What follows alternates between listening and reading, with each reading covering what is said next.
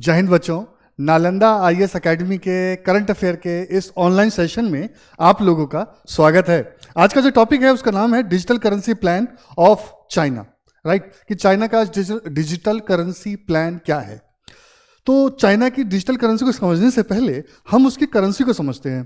तो उसकी करेंसी के लिए जो वर्ड यूज किया जाता है आम बोलचाल में वो है युआन, लेकिन इसके अलावा एक वर्ड और यूज किया जाता है जिसका नाम है renminbi, short form RMB. Right, और जो इनका सिंबल है वो यही है जो हम वाई को क्रॉस करते हुए बनाते हैं। ठीक है, जो रेनमिनबी है ये इनकी ऑफिशियल करेंसी का नाम है। राइट, और इसका जो मैंड्रिन भाषा में इसका जो मतलब होता है वो होता है पीपल्स करेंसी। राइट, और आप जानते होंगे हर चीज में जो चाइनीज हैं वो पीपल्स लगा देते हैं। और जो युआन जो है इस करेंसी का यूनिट है, इसकी एक इकाई है। जैसे कि एक युआन में कितने जाओ होते हैं, 10 जाओ होते हैं, और एक जाओ में कितने फैन होते हैं, 10 फैन होते हैं। तो ये आपको पता होना चाहिए। जैसे हमारे तो रुपीज और पैसा दो ही है हमारे, लेकिन इनका क्या है, 3 है।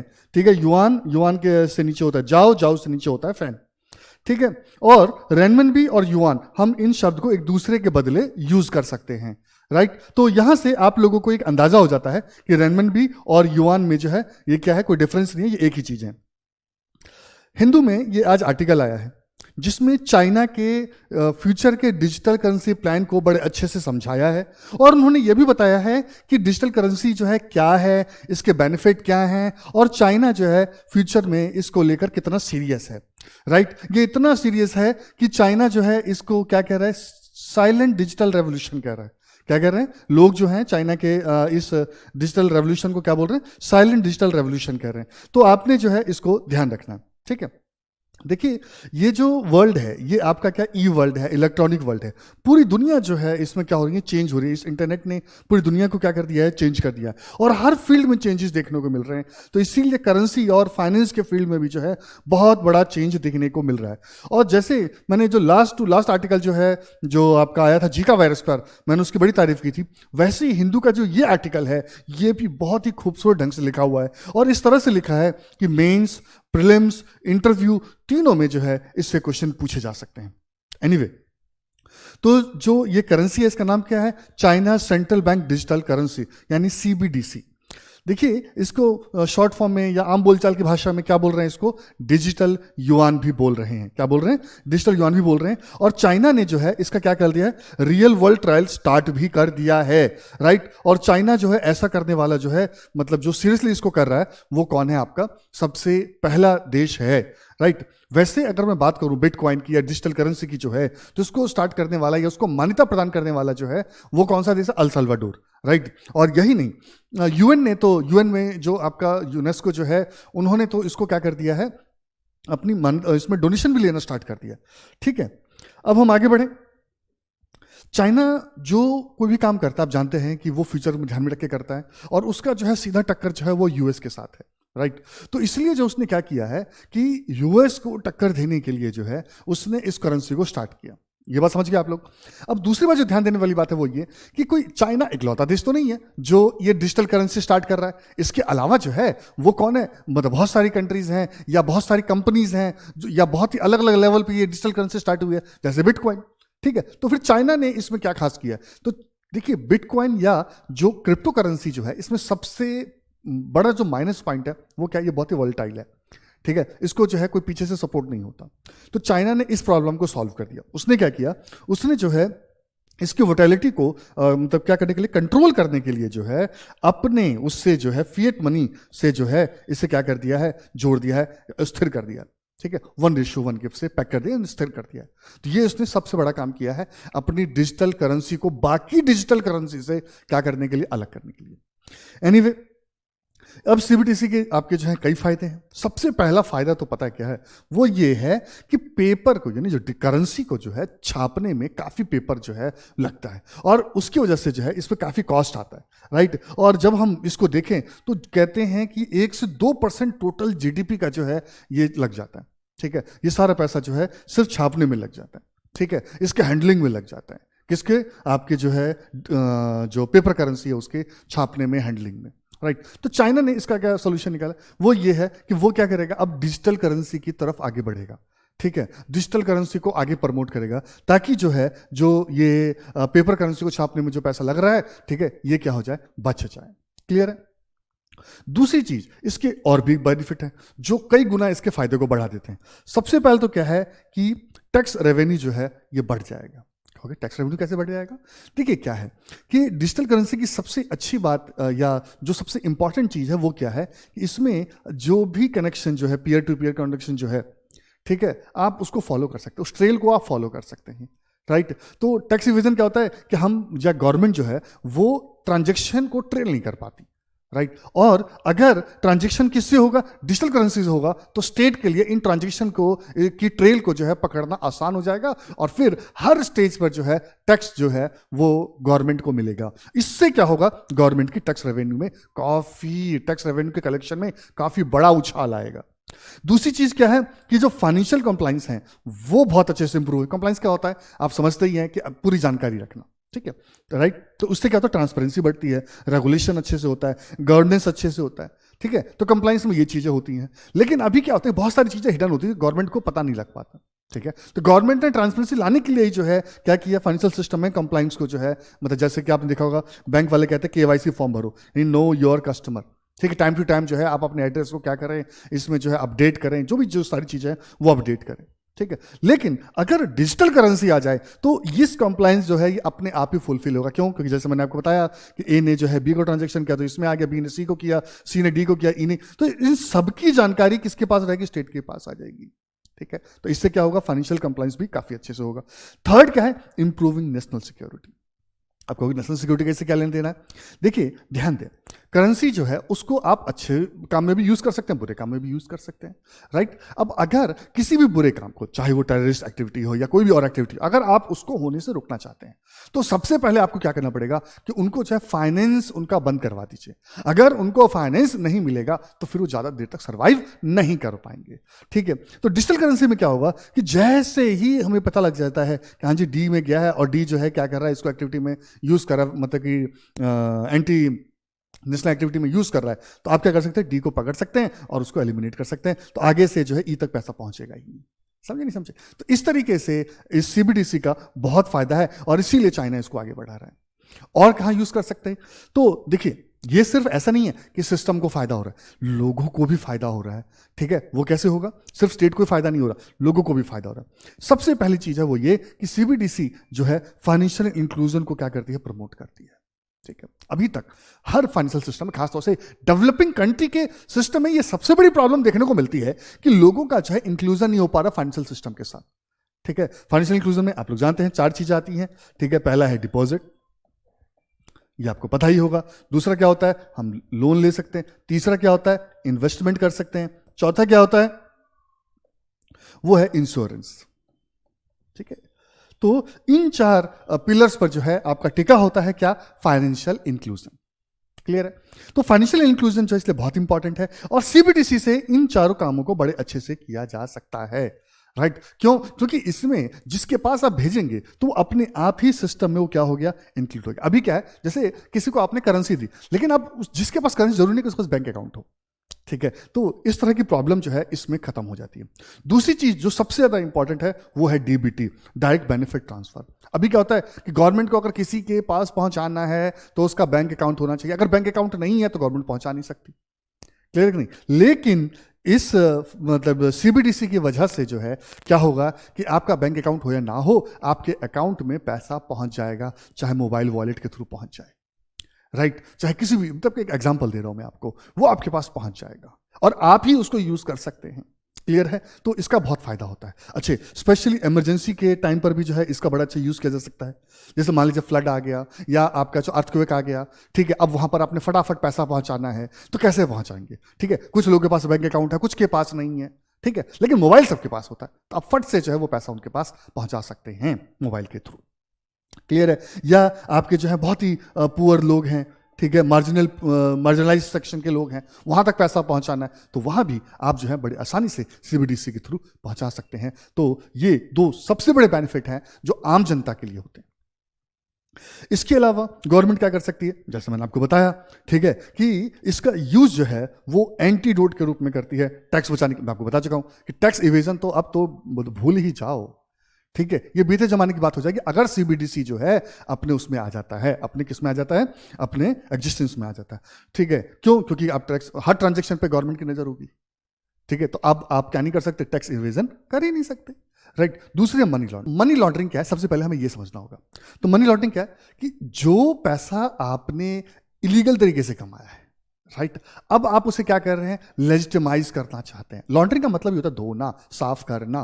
तो जब आप डर्ट मनी को या इलीगल तरीके से कमाए गए मनी को जो है क्या करते हैं, लीगलाइज उसमें या रिकॉग्नाइज करना चाहते हैं, लीगलाइज करना चाहते हैं, तो उस प्रोसेस को मनी लॉन्ड्रिंग कहते हैं। क्लियर है?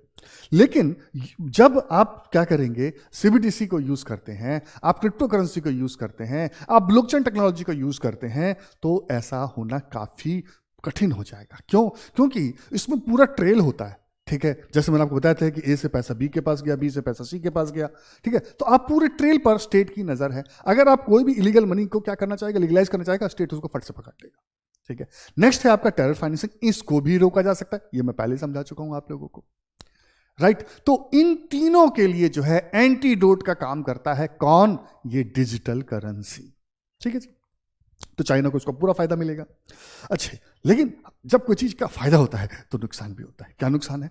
अब जब कोई स्टेट हर ट्रांजैक्शन के ट्रेल को क्या कर सकता है, सर्वेलेंस कर सकता है, उसको देख सकता है, तो आपकी प्राइवेसी जो है वो क्या हो जाती है, कॉम्प्रोमाइज हो जाती है। क्योंकि स्टेट जहां तेरी ये नजर है, सारी बात पे मुझे खबर है। क्लियर है कि नहीं? तो स्टेट को सब कुछ पता होता है, स्टेट अपने उससे जो है आपको देख रहा है, ठीक है। तो ये एक सबसे बड़ा इश्यू है, इसको भी जो है थोड़ा सा क्या करने की जरूरत है, देखने की जरूरत है, इस पर भी डिस्कशन करने की जरूरत है।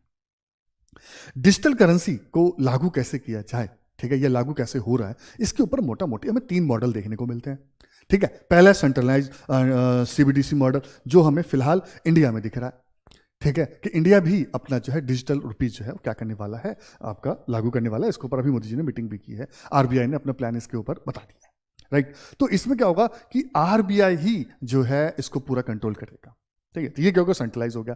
दूसरा क्या है आपका, डिसेंट्रलाइज, जैसे बिटकॉइन है। बिटकॉइन में क्या है कि कोई एक सेंट्रल बैंक जो है इसको कंट्रोल नहीं करता, ये डिसेंट्रलाइज होता है, अलग अलग लेवल पर होता है, ठीक है जी। क्लियर है? तो एक ही होगा। लेकिन चाइना ने इन दोनों से अलग 2 टियर सीबीडीसी मॉडल को अपनाने की बात कही है। ये क्या है, इसमें वो क्या करेगा, जैसे मैंने आपको बताया 2 टियर सीबीडीसी मॉडल है, इसमें वो क्या करेंगे कि साथ में इंटरमीडिएटरीज के रूप में कमर्शियल बैंक को जो है यूज करेंगे। क्लियर? जैसे अभी भी होता है ना कि हमें जो पेपर करेंसी लेनी होती है, हम सीधा आरबीआई के पास नहीं पहुंचते, ठीक है। हम क्या करते हैं, अपने बैंक में जाते हैं, जैसे कि मतलब कि अलग अलग लोगों का बैंक है, किसी का एसबीआई है, किसी का यूबीआई है, किसी का पीएनबी है, ठीक है। तो वहां से अब वहां के ब्रांच, बैंक के ब्रांच में जाकर हम जो है पैसा या आपका पेपर करेंसी कलेक्ट करते हैं। तो वैसे ही आपको डिजिटल करेंसी प्रोवाइड करने का काम कौन करेंगे, ये कमर्शियल बैंक करेंगे। इससे क्या होगा, इससे जो है जो एग्जिस्टिंग फाइनेंशियल सिस्टम है उसको सीधा रिप्लेस करने की जरूरत नहीं है, वो ही इसमें आपका क्या करेगी, कॉपरेट करेगी, वो उसको आगे बढ़ाएगी। क्लियर है कि नहीं? तो इन्होंने बड़े अच्छे तरीके से जो है इस सारे काम को किया है, राइट, कि नए सिस्टम की तरफ जा भी रहे हैं और पुराने सिस्टम को कोलैप्स करने की जरूरत भी नहीं पड़ेगी, है ना, स्मार्ट मूव। लेकिन असली चाइना की इच्छा क्या है? तो देखिए ऐसा है कि इस डिजिटल करेंसी के मूव से जो है चाइना 3 निशाने लगा रहा है। सबसे पहला जो है वो ये है कि यूएस का जो डॉलर है उसकी जो ग्लोबल हेजेमनी है उसको ये क्या करना चाह रहा है, चैलेंज करना चाह रहा है। क्योंकि आपको पता है चाइना की टक्कर अगर किसी से है आने वाले टाइम में तो वो अपने आप को यूएस के सामने रखता है, यूएस के बराबर दिखता है, यूएस से आगे निकलना चाहता है, ठीक है। और यूएस जो है सबसे बड़ा सुपर पावर जो है उसमें उसके डॉलर का भी बहुत बड़ा रोल है, क्योंकि ग्लोबल ट्रांजेक्शन किससे होता है, वो डॉलर से होता है, ठीक है। फॉरेन रिजर्व किससे मेंटेन किया जाता है, डॉलर में किया जाता है। तो इसकी इच्छा ये है कि इस चीज को हम क्या करें, चाइनीज युआन से रिप्लेस किया जाए। तो ये डॉलर को चैलेंज करना चाहते हैं। दूसरा, जो यूएस की जो एमएनसीज हैं, ठीक है, जैसे फेसबुक ने जो है अपनी डिजिटल करेंसी को वो फीचर में लागू करने वाले हैं जिसका नाम है लिब्रा। लेकिन यहां पर आपको 2 बातें ध्यान देने की जरूरत है। पहली बात तो ये कि फेसबुक का नाम अब चेंज हो गया, अब क्या नाम हो गया उसका, मेटा हो गया, ठीक है। दूसरी बात जो है वो ये जो लिब्रा जो इनकी डिजिटल करेंसी जो है इसका नाम भी चेंज हो गया, उसका नाम क्या हो गया, डीएम हो गया, ठीक है जी, ये दो बातें आप ध्यान रखें, राइट। तो जो फेसबुक जो लिब्रा को लाना चाहता है, जिसका नाम अब डीएम हो गया है, ठीक है, उसको ये क्या करना चाहते हैं, काउंटर करना चाहते हैं। तो देखिए, ये दो तरफा अटैक है। पहला, ये अमेरिका की जो आपकी करेंसी है, कौन सी, डॉलर, उसको चैलेंज कर रहे हैं, और अमेरिका की कंपनी की जो फ्यूचर करेंसी है, कौन, डीएम, ठीक है, उसको भी क्या कर रहे हैं, ये क्या कर रहे हैं, काउंटर करना चाहते हैं, राइट। अच्छे, तीसरी, ये सिर्फ अमेरिका पर ही नहीं, इनके अपने भी जो इंडस्ट्रियलिस्ट हैं, जैसे आपको पता होगा अलीबाबा के जो हेड है जैक मा है, उनसे जो है चाइना के गवर्नमेंट की जो है रिलेशन कुछ अच्छे नहीं है, तो अली पे, वीचैट पे इनके ये पर कतरना चाहते हैं। ये चाहते हैं कि कोई भी चाइना में सिर्फ एक ही चीज चलती है, वो है वहां की पॉलिटिकल पार्टी, राइट। उसके अलावा और कोई नहीं, चाइनीज पीपल, ठीक है, पार्टी वही चलेगी और कोई नहीं चलेगी। अगर कोई भी उनको चैलेंज करने की कोशिश करता है तो उसका ही पर कर रहे हैं, राइट। तो ये जो सीबीडीसी का जो तीर चला रहे हैं, उसमें जो है निशाना अमेरिका के डॉलर और फेसबुक के जो है या मेटा के जो है डीएम पे और अली पे और जो वीचैट पे जो चाइना के जो है उनके ऊपर है, ठीक है। तो आई होप आपको चाइना का जो डिजिटल करेंसी को लेकर जो फ्यूचर का प्लान है वो आपको समझ में आ रहा होगा। अब कुछ क्वेश्चंस हैं आपके सामने हैं और इसका मतलब आंसर आप लोगों ने देना है। तो which of the following is और are legal financial activities in India, ठीक है। हवाला ट्रांजैक्शन आपको बताना है, दूसरा क्या है मनी लॉन्ड्रिंग, तीसरा क्या है क्रिप्टो करेंसी, चौथा क्या है ऑनलाइन बेटिंग। आप लोग क्या करें, अपनी वीडियो को पॉज करके इसका आंसर दे सकते हैं, ठीक है। ए आंसर है तो ओनली 1 and 2 और 3, बी आंसर होगा तो 2, 3 and 4 सही होगा, सी आंसर होगा तो 3 and 4 सही, एंड अगर सभी आपको लगता है कि क्या है लीगल है तो आपका आंसर डी होगा। तो इसका सही आंसर क्या है आपका सी।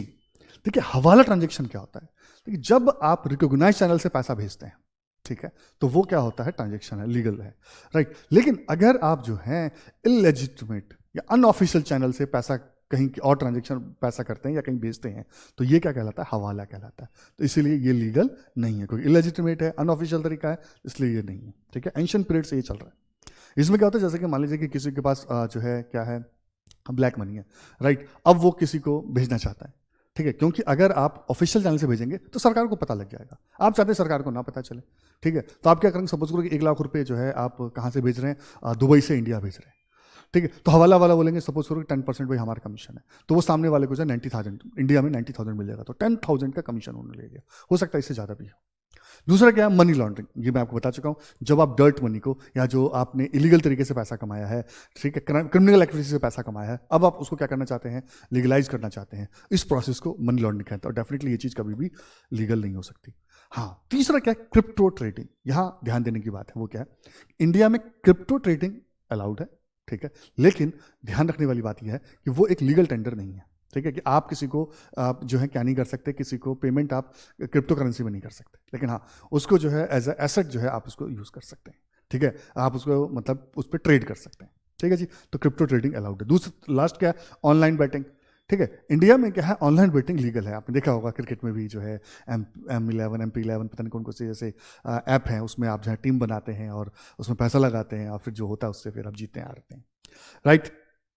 तो ये भी आपको पता है कि अलाउड है। तो थर्ड एंड फोर्थ ये दोनों सही है, तो आंसर क्या होगा, सी होगा। अगला 2 स्टेटमेंट है, आपको बताना है कि इनमें से कौन सा स्टेटमेंट सही है, राइट। तो ध्यान दें, सल्वाडोर, ठीक है, ये पहली कंट्री है जिसने बिटकॉइन को लीगल टेंडर के रूप में एक्सेप्ट किया। दूसरा क्या है, यूनिसेफ जो है वो आपका फर्स्ट यूएन ऑर्गेनाइजेशन है जो कि क्रिप्टो करेंसी के रूप में डोनेशन लेने को स्वीकार कर रहा है, ठीक है। तो इसका आंसर क्या है, इसका आंसर क्या है, C. Both 1 and 2 are correct. यहाँ ध्यान देने वाली बात यह है कि मैंने वीडियो में गलती से यूनेस्को बोल दिया था, तो इसका सही आंसर क्या है आपका, यूनिसेफ। ये बिल्कुल सही है, ठीक है, यूनेस्को नहीं, यूनिसेफ जो है वो मतलब कि पहली यूएन की बॉडी हो गई है जिसने क्या किया है आपका क्रिप्टो करेंसी में डोनेशन लेने को एक्सेप्ट किया, ठीक है जी। अब एक क्वेश्चन है ये है और इसका आंसर जो है आपने कमेंट बॉक्स में देना है। क्वेश्चन क्या है कि कौन सा करेक्टली जो पेयर जो करेक्टली मैच है, ठीक है। तो आपके सामने ओल्ड नेम है, न्यू नेम है, तो लिब्रा का न्यू नेम जो है डीएम है, आपको बताना सही है कि गलत है। दूसरा, यूट्यूब को मेटा के नाम से जाना जाएगा, ठीक है, ये बताना है कि आपको सही है कि गलत है, ठीक है। तो अपना आंसर जो है आप लोग कमेंट बॉक्स में दे सकते हैं और प्लीज़ इसको अच्छे से देखें और सही सोच समझ कर अपना आंसर जरूर दें।